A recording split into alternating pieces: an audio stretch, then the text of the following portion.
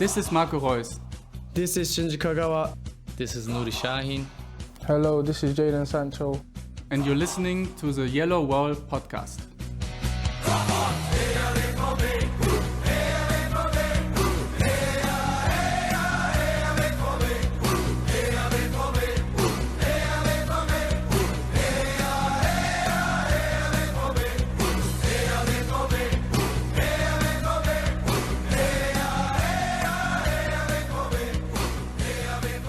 Hello and welcome to episode 458 of the Yellowwallpod. I'm your host, Stefan Butzko, and today we will talk about the general vibes of Borussia Dortmund, considering we haven't been on in a while, and in that meantime, Borussia Dortmund did lose to Bayern Munich 4-0. They did win in the Champions League against Newcastle 2-0, which means they're top of their Champions League group, but then they also turned around and lost to VfB Stuttgart, and it wasn't pretty.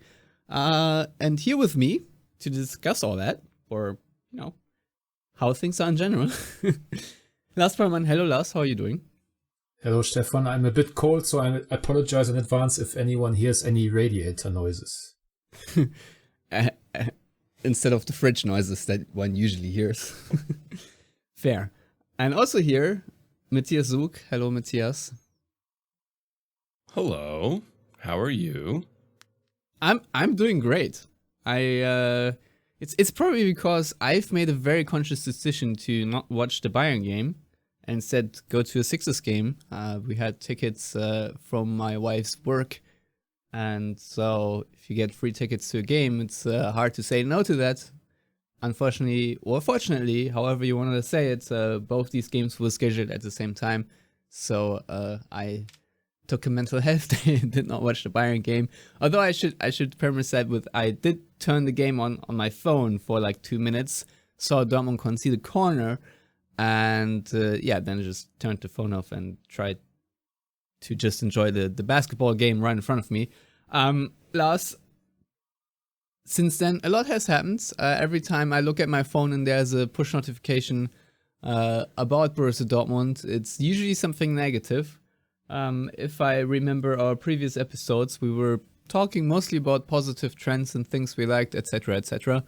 But now I feel like things have turned around quite a bit. Why is that? First of all, I have to reprimand you for not clicking on articles quite possibly written by me, Stefan, depending on whatever app that is. It is the One Football app, so there's a high chance that those are your articles. Within that, that's straight cash that's missing in my pockets, Stefan, ultimately. So better get on that train again. I honestly forgot whatever question you had because I was so shocked by that. All right, why? Okay, all right. Last, then, please. I apologize that I haven't read all your articles that you've written. Why don't you just give me a quiet little summary of all the shit you wrote within the last 2 weeks, and then we're all up to speed here. Well, basically, everything's burning, and Hans-Joachim is the dog in the meme who's saying this is fine. All right. That's the long and short of it. No, I mean, obviously, even without watching the Bayern game, you will have noticed the fallout from that.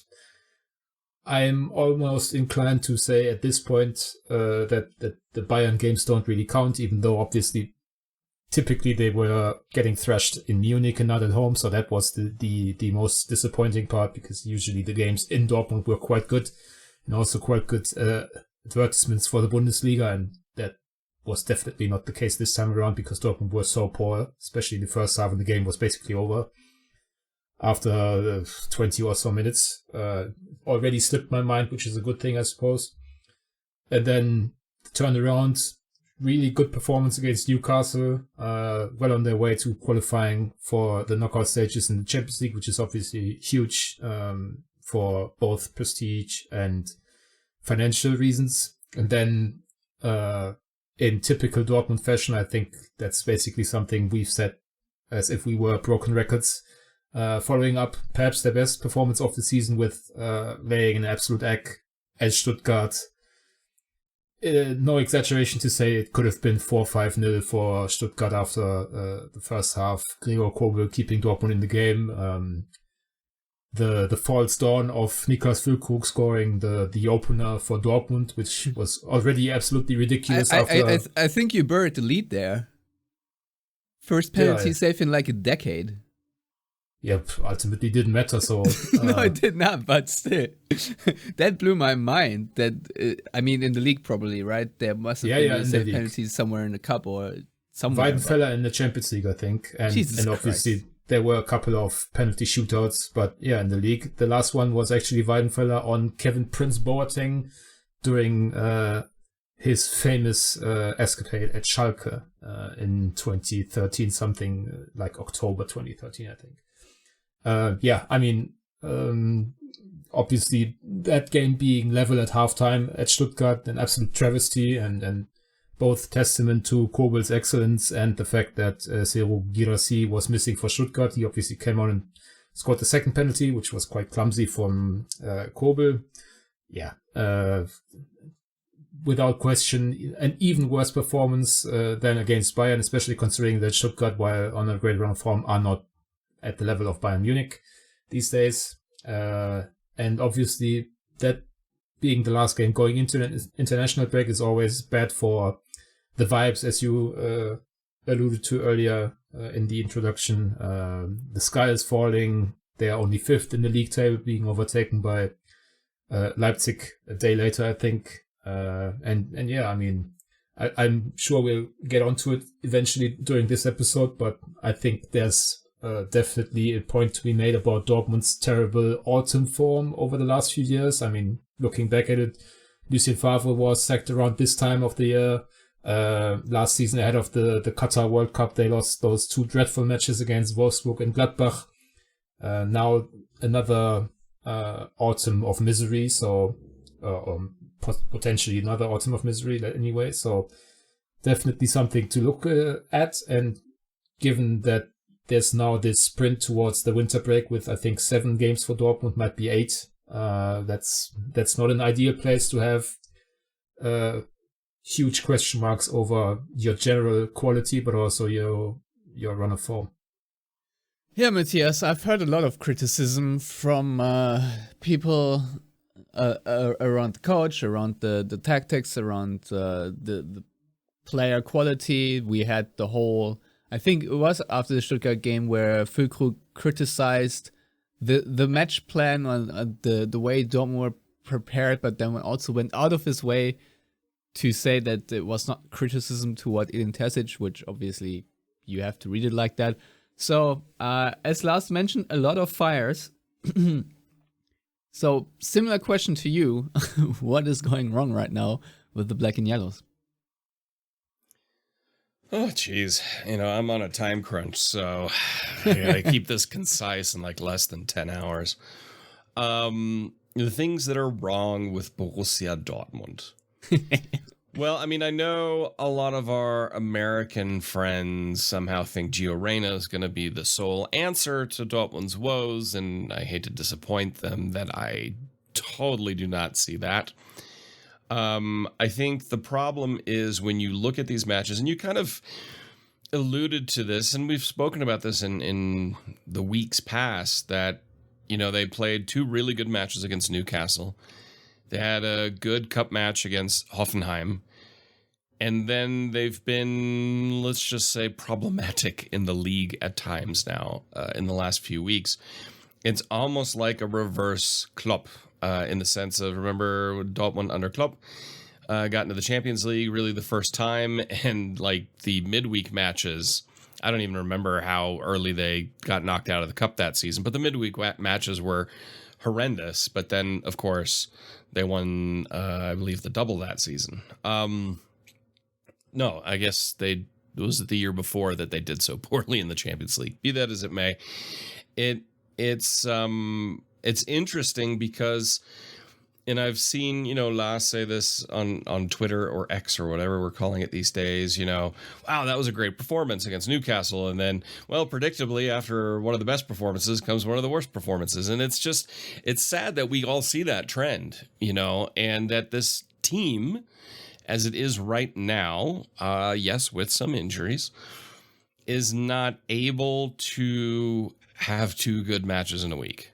And I think that's what it comes down to. Sebastian Hoeneß alluded kind of to that in the post-match press conference where he said, we were banking on them being tired and we ran at them hard, and yeah, they were tired.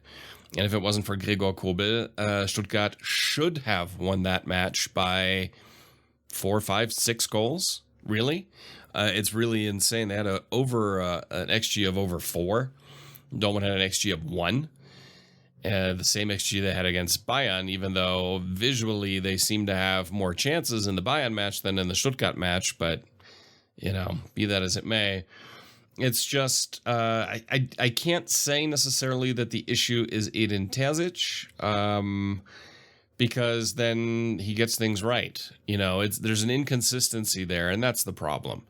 If you can be more consistently good in your performance, then you tend to get more good grace. I think the squad is thin in certain key areas because you can't rely on just Julian Brandt, a resurgent 30-something-year-old Marco Reus, and in defense, a resurgent 30-something Mats Hummels. If those are your key, or Julian Riasson somehow becoming Lionel Messi for 20 seconds in a match, those are the things you can't depend upon. And, I went back and looked at just statistically some of the other matches that Dortmund has won, and there were some really good performances in there, but there were also some where it was like, okay, they probably shouldn't have won that one. The Hoffenheim League match comes to mind. And so overall, I think I really wish there was a Qatar World Cup right now because they could get like 2 months to figure this stuff out. They won't have that time.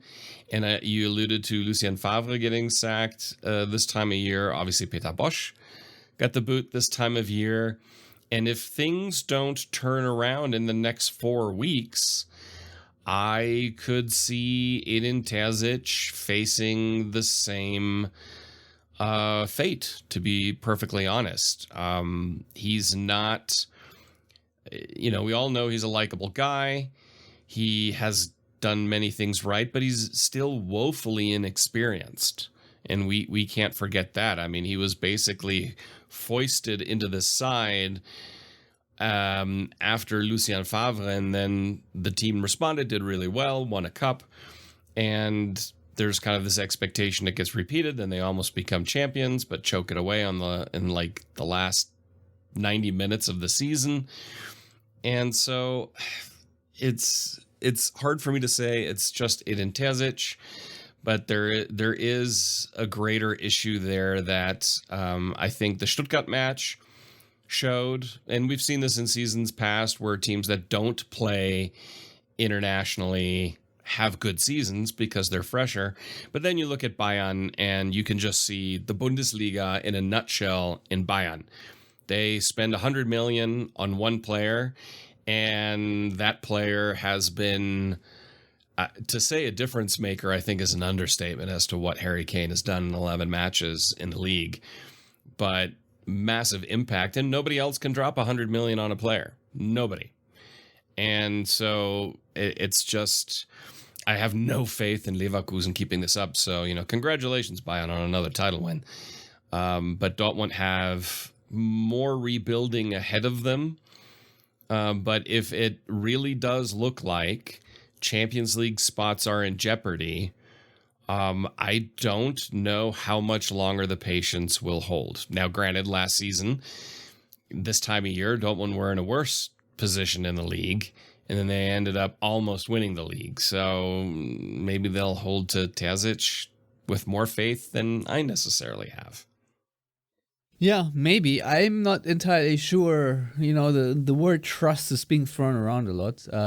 Lars, when I read the headlines on my football whatever app, it's often, or just on Twitter, I often read summaries of articles where it's basically Kiel wanted to do X, but Terzic wanted to do Y, then they did Y, and Y now doesn't look as good as Kiel's X, which came out wrong. I apologize, but nevertheless, Lars, is there some disharmony within the Dortmund front office and the top brass? Are Kiel and Terzic, from, I don't know, the reporting that you probably see better than I do, are they not on the same page as much as they should, or is this all just cooked up and speculation? Where are we in the whole Kiel versus Terzic relationship, and Terzic relationship?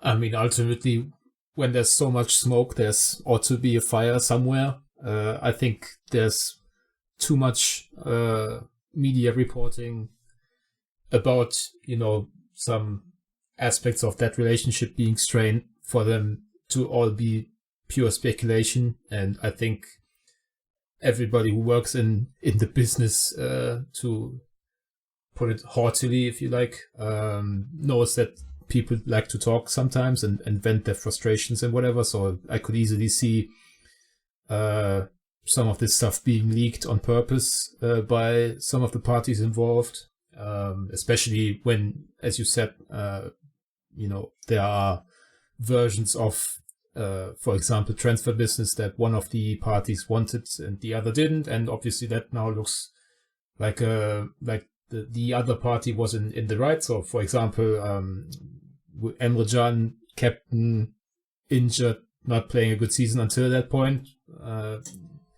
It's being brought up again that Sebastian Kehl wanted to sign Edson Alvarez, who's doing well for West Ham in the Premier League, as far as I can tell.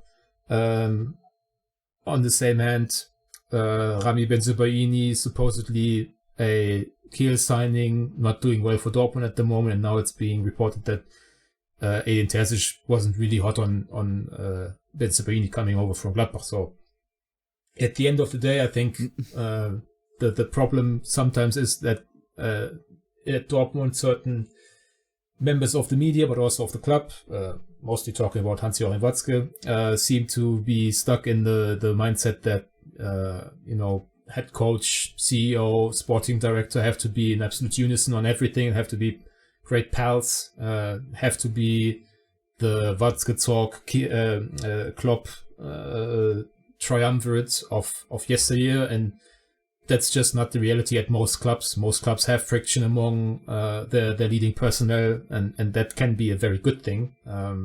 Obviously, the general outline of what you're trying to do needs to be aligned, and I don't know if that's necessarily the case at Dortmund, but I think if you look at, and that's obviously what's being brought up most these days, their transfer business over the last couple of seasons, perhaps. I think regardless of, the absolute specifics of who wanted to sign whom, who didn't want to sign whomever, I think there's a general outline, and that seems to indicate to me an aligned philosophy of going for a bit more experience than before, going with Bundesliga experience particularly, going with players who seem to be more mentally and physically resilient. Obviously, there are exceptions to the rule with, for example, Felix Metscher being signed after one good season in the Bundesliga. Obviously now that's bringing up its rear in a way, because Metscher has been injured quite a bit and is now obviously also injured and a doubt for the Gladbach game on Saturday. But yeah, I mean, generally speaking, I think I cannot see a direction they have taken. Now it's one I don't agree with necessarily. I don't think their squad building has been particularly smart over the last couple of seasons, especially given they knew how much money they are going to make with Haaland and Bellingham. I think there could have been a bit more ambition, especially when you consider some of the players a team like Leverkusen have signed for similar money to what Dortmund has spent. I think right now you would be quite idiotic in a way not to take what Leverkusen have done. I mean, they've basically turned their fortunes around with signings that haven't been impossible for a club like Dortmund to make, but they haven't made them because Dortmund have another philosophy at the moment, and I don't know if we can pinpoint that to Terzic or to Kehl or to Watzke, I think, or even to Matthias Sammer, whom some have criticized over the last few weeks and months. I think ultimately they are pulling the wagon in the same direction, and it's not a direction I agree with. Matthias, do you agree with that? Well, I mean, it's at the end of the day, they're damned if they do, damned if they don't. I mean, what was the criticism just a few seasons ago? Oh, it's all just kids, all just super young, speculative talent, and now there's not enough speculative talent, even though there are some. But unfortunately, they're injured all the time. Jamie Bynoe-Gittens, and I think Duranville could be a really good player, but he's young and already dealing with injuries. But there is a shift there to add more experience. I think of the players that they signed, Mecha is the only one that I would say has developmental upside, just because of his age.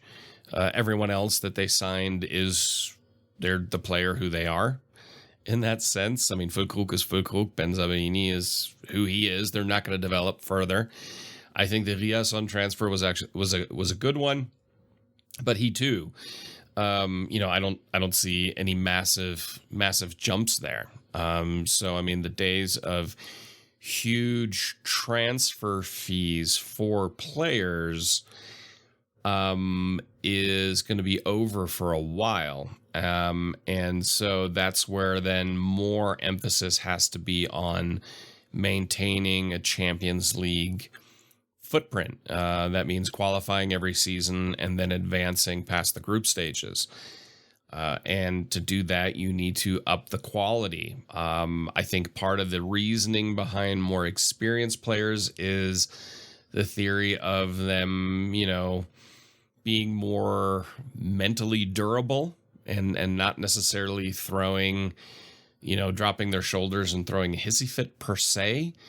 But that's, you can't really say that all the time. I mean, it's an odd, I'm not going to say it's an odd direction. And yeah, a lot of people correctly point to Leverkusen and what they've been able to do with their purchases. Victor Boniface, that one I'm not going to put at Dortmund's feet necessarily, because that decision, apparently from a few things that I've heard and read, had to be made at a time when Dortmund were banking on Sebastian Aller to come true, and he did. And then and now he's obviously in an extreme form and physical crisis. So that decision had to be made at a time when Dortmund weren't ready to make it. Alex Grimaldo, I still believe, and Stefan, you and I talked about it last season, or during the summer, I can't remember, that Dortmund were kind of banking on Guerrero still being at the club, and being part of that creative catalyst in central midfield. And I think when he decided to not stay, to leave, that was a bit of a plan and brain scrambler. I still think that was something they weren't expecting per se, and I think you can put that a little bit at their feet for, if that's the case, that they were a little naive in that situation, because Guerrero in central midfield, again, I'm not a Guerrero left back fan, but in central midfield, he'd be a difference maker. He'd be a difference maker creatively in this side. And a lot of times in a lot of the matches when we watch it, that's really where there's an issue. And you can't just bank on Julian Brandt, because, yeah, he's in great form, but when he's not, which he's entitled to have an off day, a lot of things tend to fall to pieces. So there are legitimate criticisms of the transfer policy. We're seeing it now in the fact that Süle, Hummels, and Schlotterbeck are expected to play every match, because apparently the confidence in Marius Wolf as being a stand-in at right back has gone. And so Süle has to play there. Benzabaini, the confidence in him has dropped. So Riasson has to play on the left side, even though he should be playing on the right. That's how this was constructed.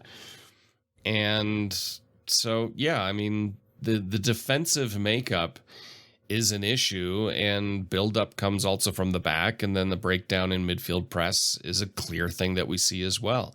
So they either need to figure it out tactically and with the players that they have. I would suggest dipping into the transfer market in the yucky time of January, but they have to. I think there's no way around it. And reevaluate Edin Terzic to a degree.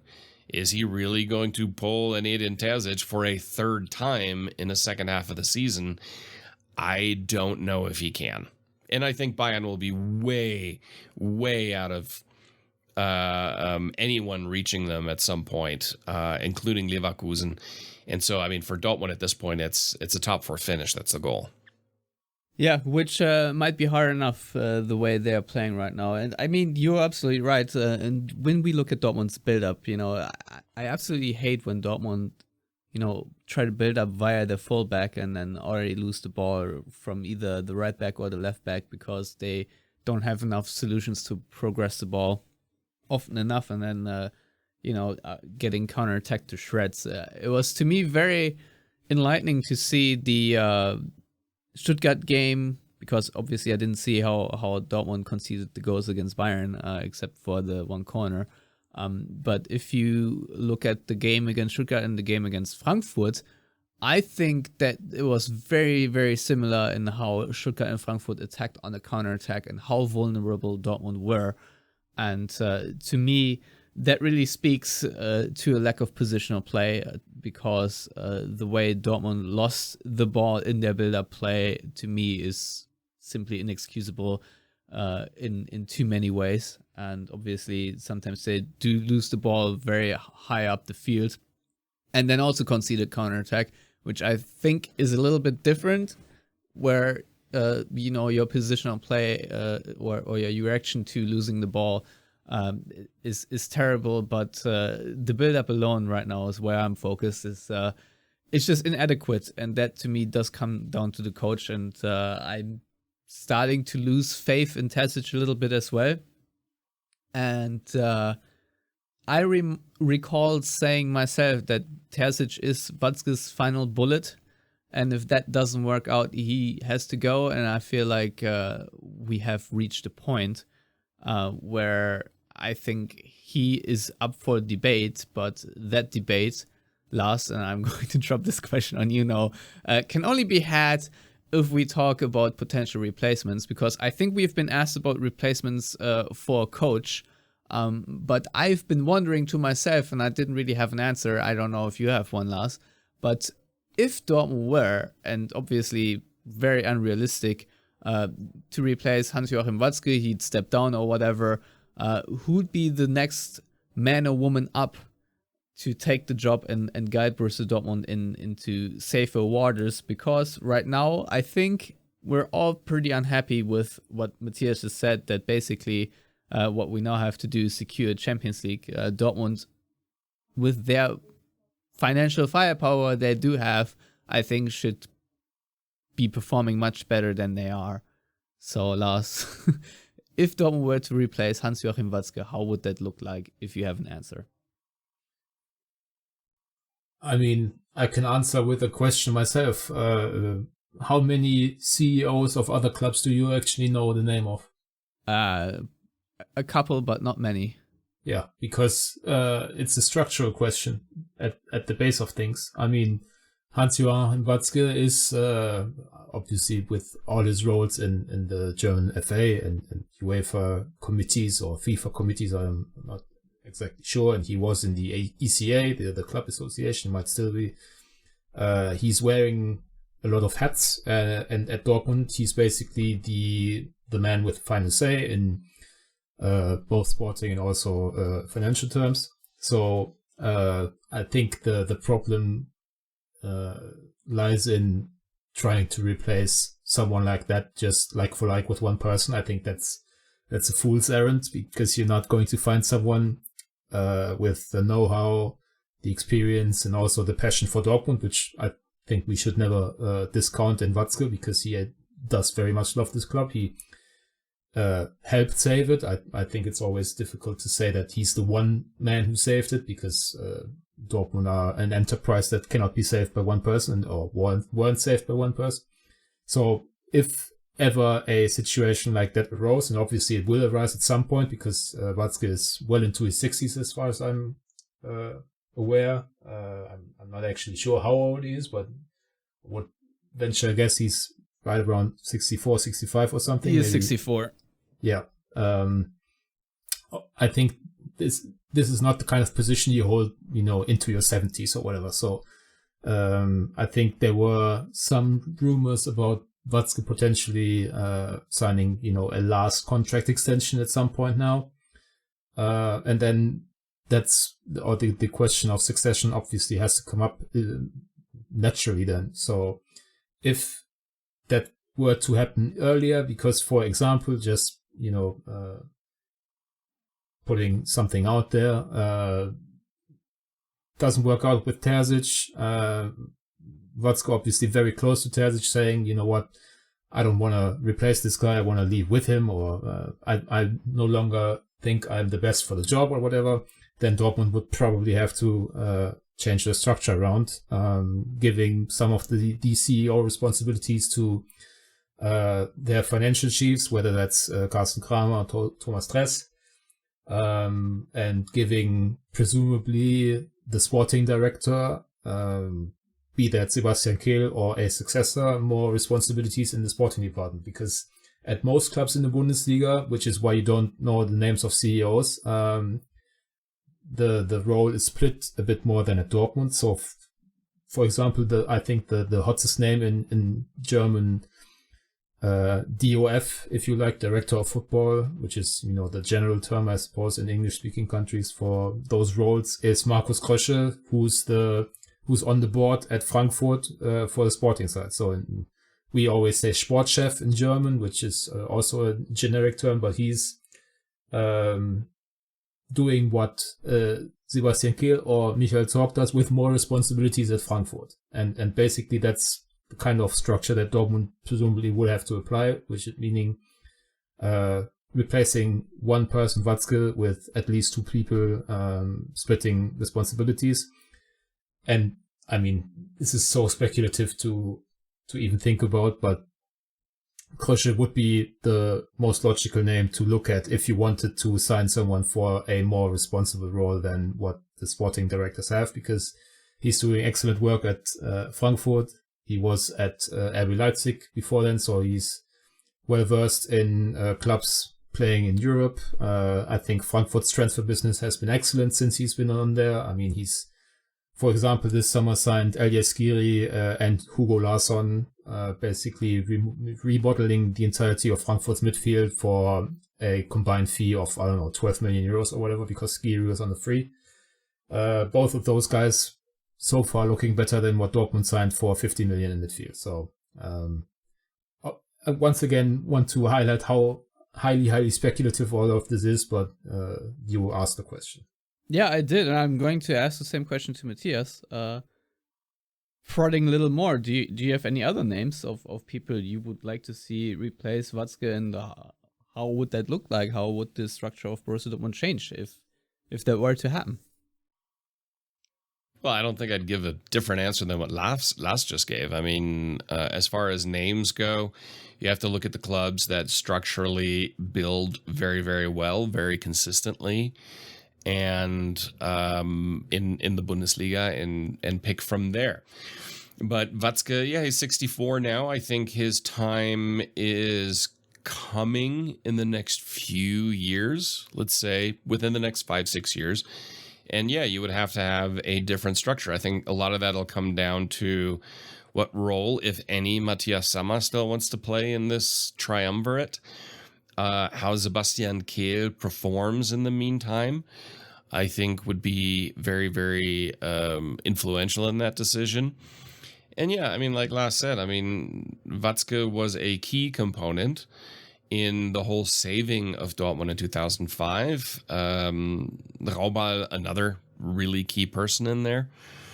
And I think it's also not to be entirely overlooked that some of the inconsistencies at Dortmund have also arisen after Rauball's retirement. He was a key figure in the club. He was also a very calming figure in the club. I mean, he's a pretty chill person in a personality aspect, which I think is really, really important. And so the good thing, though, we can say about Watzke, I think Sammer as well, obviously Kehl, they do care a lot about Borussia Dortmund, so it's none of it is coming out of a position of aloofness, cynicism, or this is a stepping stone. They're very passionate about Borussia Dortmund in everything they do. I do worry that Watzke has too many responsibilities outside of Borussia Dortmund. I can see the importance of him having those roles, because then Borussia Dortmund has a presence in very important areas in European and domestic football. But then maybe one should look at restructuring a bit and adding more influence and responsibility to other people within the club. Carsten Kramer being one, I think would be a good move, especially someone coming from a financial perspective, and then seeing again how Kehl does in the next couple of seasons and giving him more responsibility moving forward as well. But it's a very difficult and, as Lars said, highly speculative discussion, and one that will not change Dortmund's fortunes in the next 3 seasons. Yeah, so I think it's interesting. There are definitely arguments to make for why Watzke should be, phased out, let's say. But yeah, obviously it's not going to happen anytime soon. Also, I think we should briefly touch on potential names should Terzic be sacked, even though I think, considering that Watzke isn't leaving anytime soon, I think that Terzic is probably sitting pretty firmly in the seat. But Lars, we've been asked by listeners to name a few names of coaches you would like to see that are available. So I think that is asterisk that we should add, since this time of the year maybe there are not too many great names that would make sense available. So would you even pull the trigger now on firing Terzic if the situation were that, if you look at the potential candidates of replacement, or how would you approach the situation? Honest to God, I haven't put any thought into this, because I think it's pretty much inconceivable that Edin Terzic is losing his job anytime soon. I think they could lose out the rest of the calendar year and he would be still pretty safe, because Watzke is adamant on not changing coaches mid-season once again, and I think there's some merit to that thought process. So I'm not actually aware of who's available at this point. Obviously available are the 3 guys that have lost their positions in the Bundesliga so far. So Enrico Maaßen of FC Augsburg, who obviously has a Dortmund connection, having coached the second team very successfully, and I think he is well regarded at the club. But I'm struggling to see how someone who was sacked at Augsburg would make for a strong candidate at Dortmund at this point. Bo Svensson leaving Mainz on his own account. I think he's a good coach. Probably ruined Dortmund's title. No, that was Dortmund themselves. No question about it. I think he's a good coach, but probably not Dortmund level yet. I think he's likely to go somewhere in the Red Bull Imperium over the next few years, because he came up through Liefering, which is the farm team of Red Bull Salzburg in Austria, and I think his whole demeanor and approach kind of fits with what Leipzig or Salzburg or New York or Bragantino in Brazil, I don't know, all those Red Bull clubs are doing. Name all the Red Bull farm teams, Church. Yeah, I think those are the 4 big ones, right? There might be some in the second division in Portugal, I think is another one, but I don't know the name of that. And the third coach who's lost his job already this season is Urs Fischer, but I mean that would be the Peter Stöger move, which I don't think anyone at Dortmund is particularly keen on. So I don't see Terzic getting sacked anytime soon. I think if he were to leave his post, that would be a summer transition, end of this season, end of next season when his contract runs out, I think, in 25. I just don't really see it happening. So the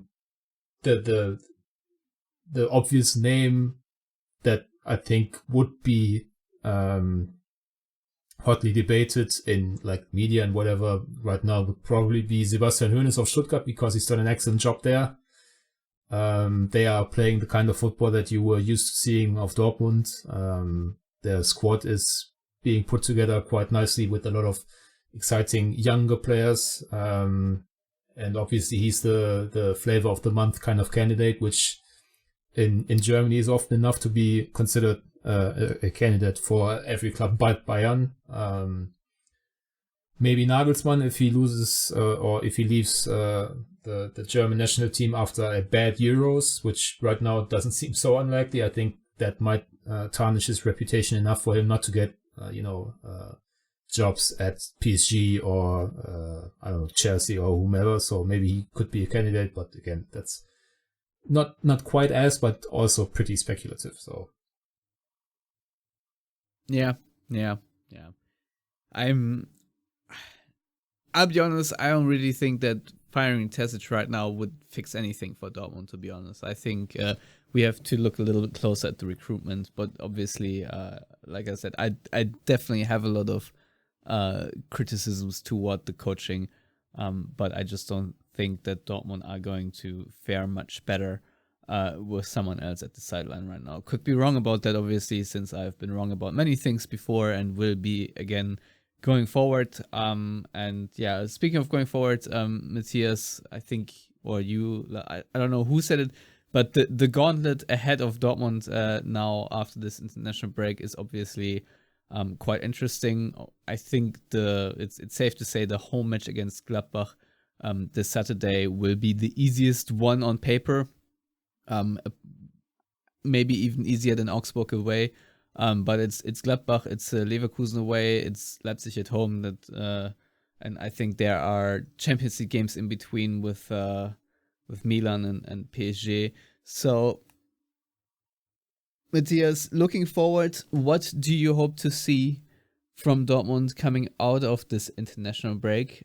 Any changes to the lineup? Maybe before I let you take over, I just want to say we've hardly mentioned that. We have mentioned it, but Sebastian Aller missing for Dortmund as the guy they signed for. I think it was a record transfer signing or close to it. To not have him in full form and at the height of his capabilities is obviously a loss that is really hard to compensate. And I think if we had a really fit Sebastian Aller at the peak of his performance, how it usually would be without the unfortunate cancer diagnosis, I think the entire structure of Dortmund would also just be better on field because he's a player that enhances the structure. But I have no idea if he will be in better shape anytime soon. I know he is scoring goals for Ivory Coast, but I don't know how that translates to him playing for Dortmund. So Matthias, back to you. Sorry. I've seen a lot of people demand Mokoko, have demand Reina, as you previously mentioned. Do you think these are tweaks to the lineup that are valid options going forward into the gauntlet of games ahead? Well, with Alea, all I can say is hätte Fahrradkette. I mean, if he was, then it were, and there would be no Füllkrug. The Füllkrug transfer wouldn't have happened. That is true. And so the situation in the team would be entirely different.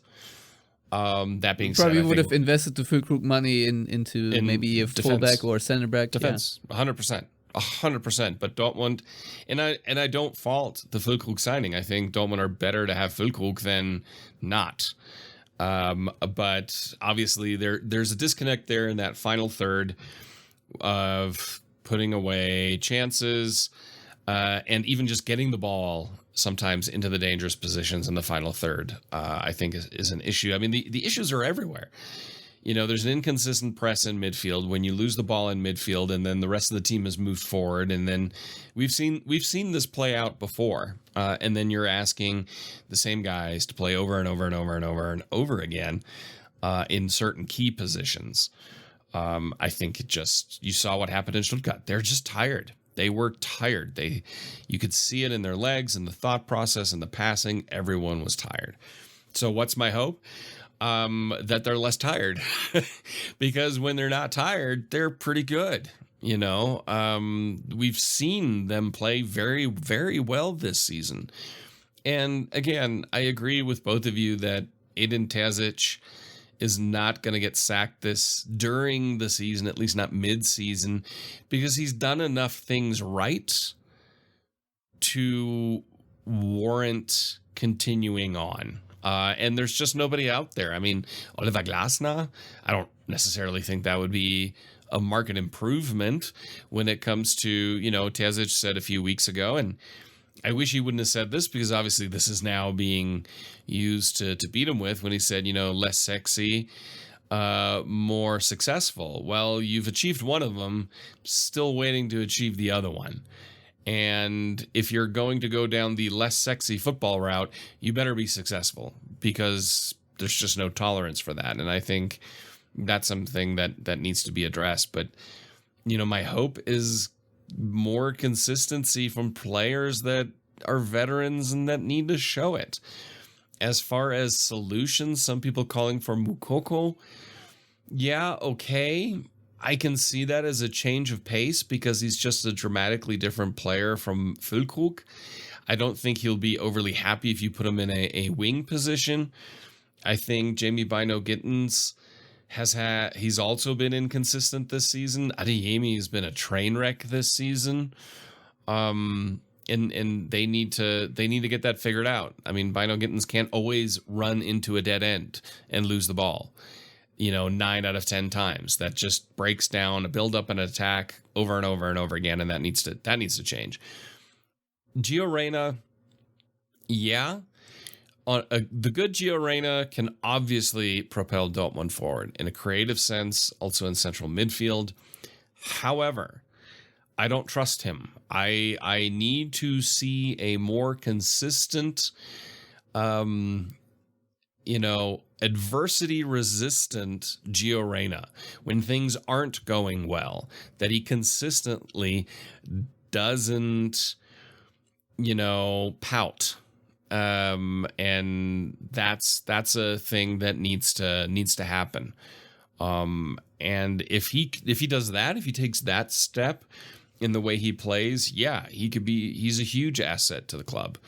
In that position, and kind of helps Brandt out that not all of the creativity has to fall upon him all the time. So, I mean, those are my hopes. So basically my hope is they all play a lot better real quickly. Yeah, well, I too am hoping for that.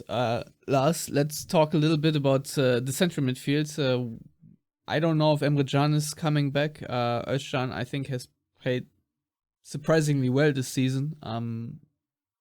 I don't like him just paired up with Sabitzer. I don't think that's anything productive coming out of this. I do like it better if Mecha is playing paired with one Özcan or Sabitzer, but I'm also not the happiest with Mecha, Sabitzer, and Özcan all the same or on at the same time on the field. However, they did beat Newcastle that way. Going forward, what do you think Dortmund's ideal formation should that be if they play in the 4-2-3-1? Because I think if they play the 4-3-3, it's pretty much that. I mean, what do I think, or what do they think? What do you think?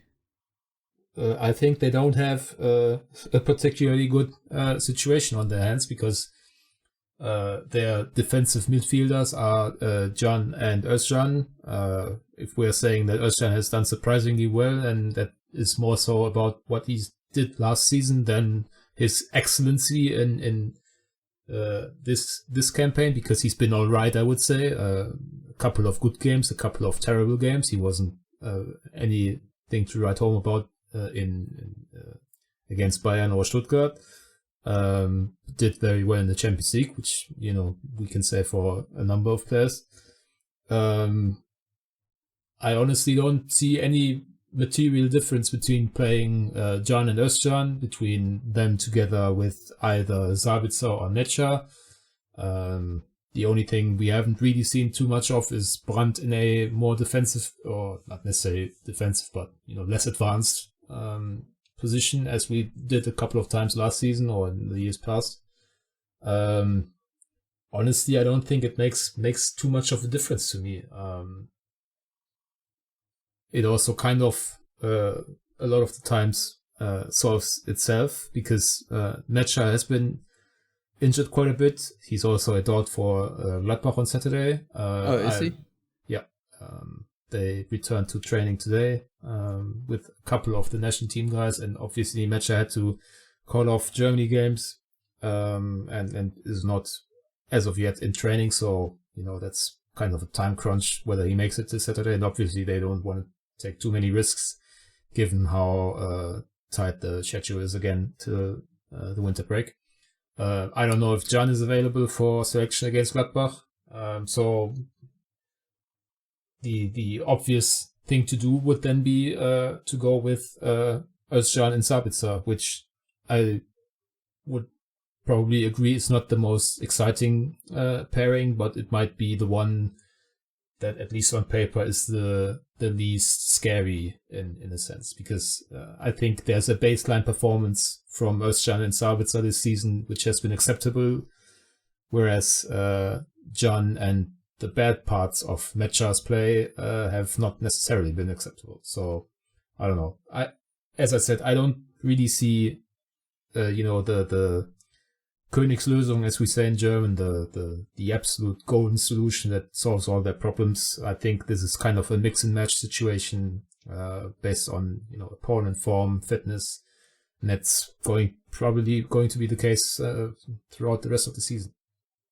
Yeah, I'm really intrigued by the next games. I think it will really show what adjustments Dortmund have made out of the last games against Bayern and Stuttgart, and obviously Newcastle as well, because I think going to Milan is going to be a real interesting game.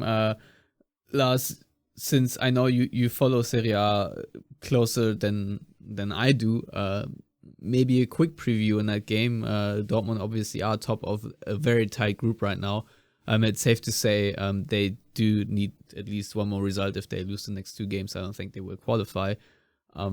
So going to Milan and maybe get a draw or whatnot will definitely add their chances.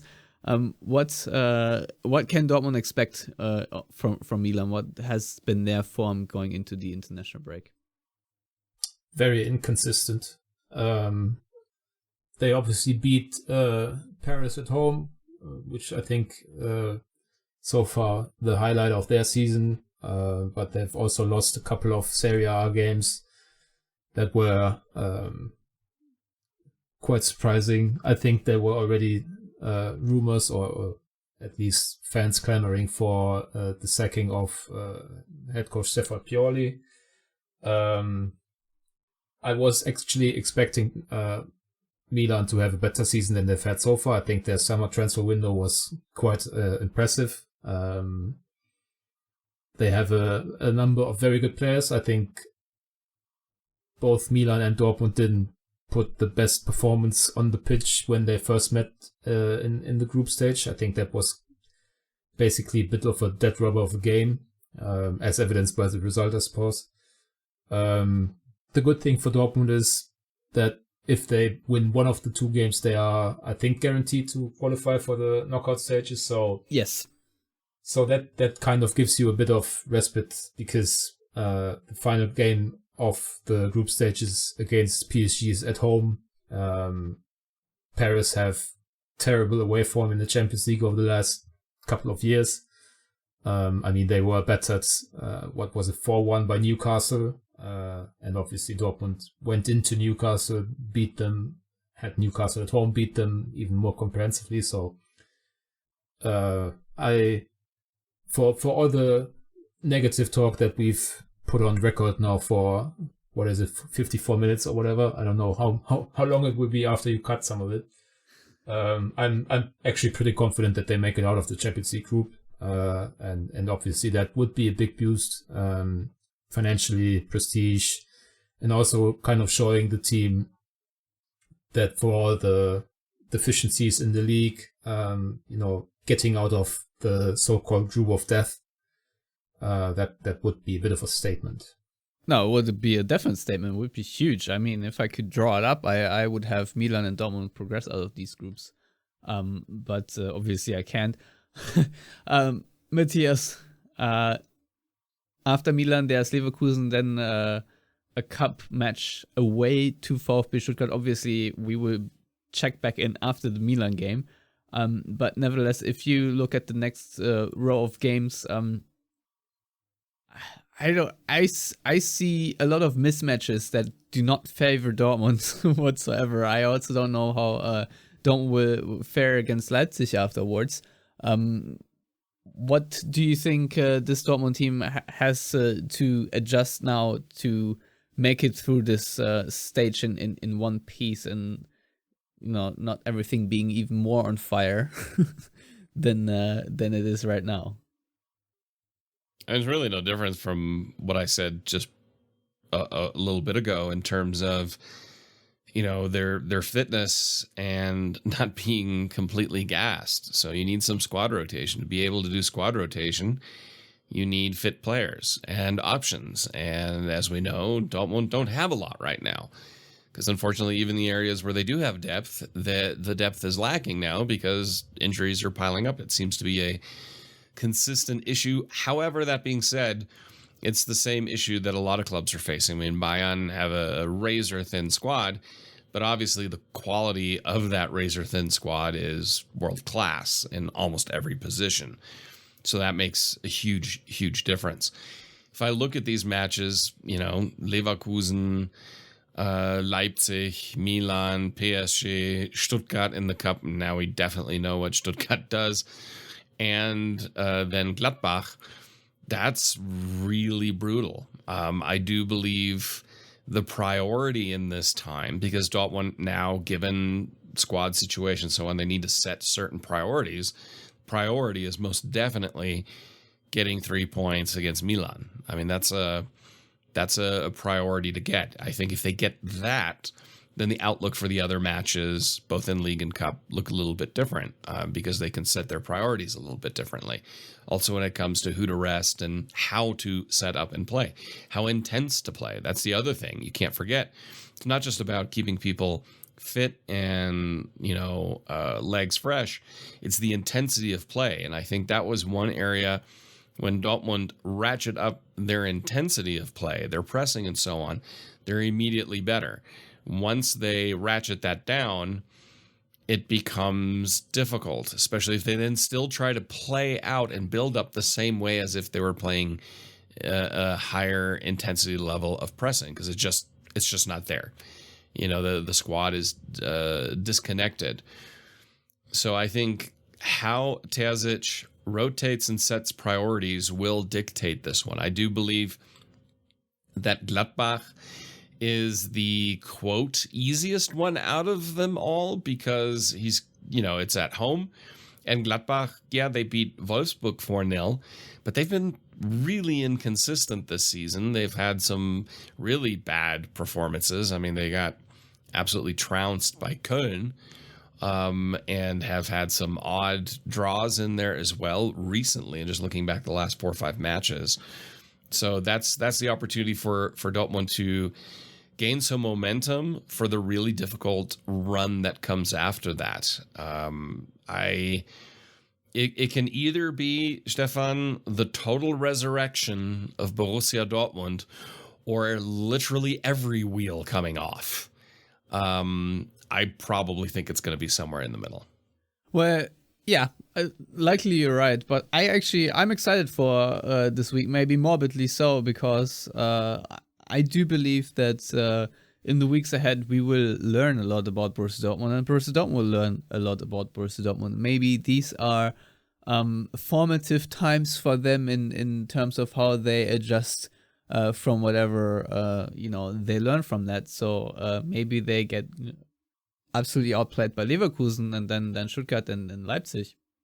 And I'm pretty sure if that happens, there will be less satisfaction with whatever work they did, and will look a little closer at the mistakes they have made in the past and maybe try to do better. And I think with Leverkusen, you have certain examples of what went wrong at Dortmund versus what Leverkusen are doing right. I think you can always draw parallels from that. So I personally have the hope that not that Dortmund crash and burn necessarily, but at least that there will be some takeaways for the Dortmund front office from this slate of games that in the long run help Dortmund improve. That's sort of my approach to all of this, because obviously I'm not sitting here and saying, oh wow, we're now still in a chase for the title. Obviously, after it was this close